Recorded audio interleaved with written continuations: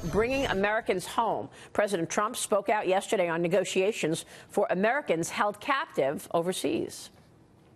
We've gotten a lot of them out, and they shouldn't have been there. Aya from Egypt and many others, North Korea.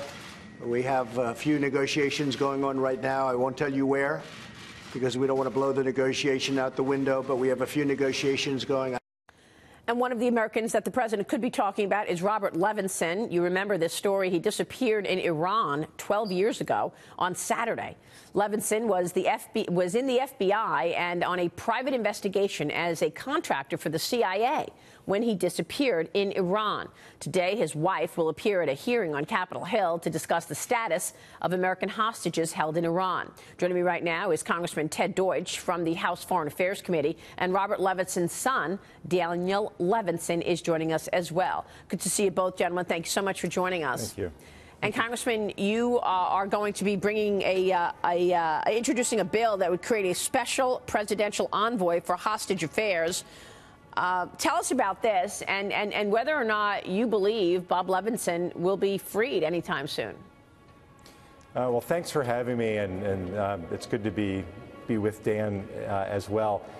Bob's the longest held American in history. Saturday will mark 12 years, and we have to do everything we can to bring the world's attention to Bob's case. That's why we're reintroducing a resolution that I've introduced to every Congress to get the entire House of Representatives on record speaking as one to bring Bob home, and this legislation, Maria, that you talked about, that will elevate the person who's in charge of working to negotiate to bring home all hostages, in this case the focus being on Bob, and will impose sanctions on countries who take Americans hostage. Yeah. This is an issue that should matter to every American, because every American is at risk when one of us is taken hostage around the world. Daniel, have you heard anything about your father? What can you tell us? We're constantly hearing from people inside and outside of Iran. There's sightings of him, and it's always encouraging, because we're just looking for any kind of information. It's been several years since we actually got the proof of life, but we're just meeting with anybody who has information, talking to anybody. So that's the latest on him. So you're saying you've heard that there were sightings of your father in Iran? Mm-hmm.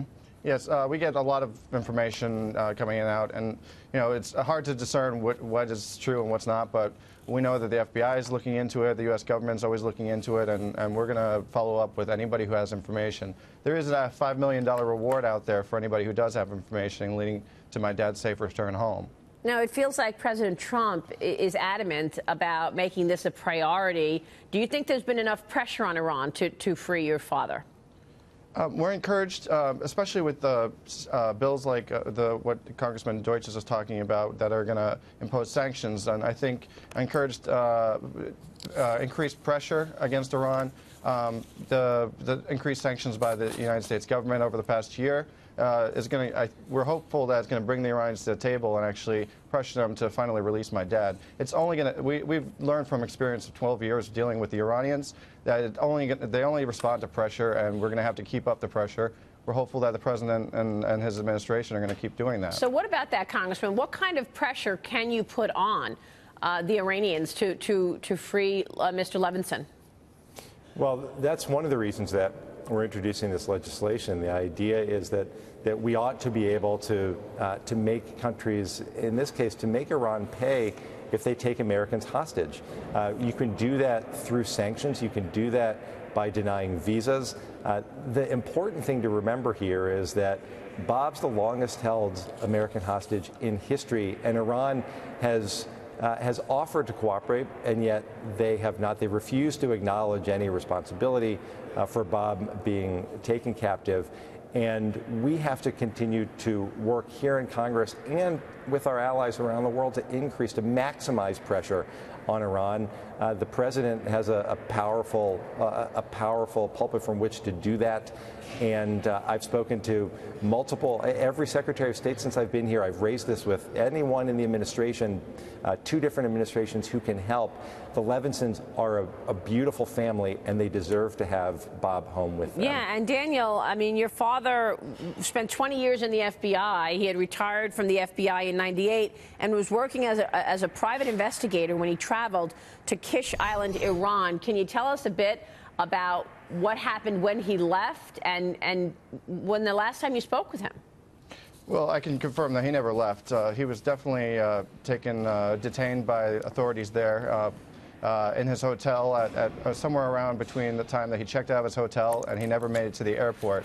His passport's never shown up on any in any other countries. No flight manifests ever have his name. So we know that he's still in the country and that the Iranian government definitely knows exactly where he is. There are people, it might be just a few people within the government, but they know that he was taken on Kish Island. It's a very small island. I've been there twice now, and it's impossible to believe that they don't know exactly what happened to him. It's very tiny, and it's a tight security state, so they know what's going on there. And Congressman, you serve as the chairman of the House Foreign Affairs Subcommittee on the Middle East.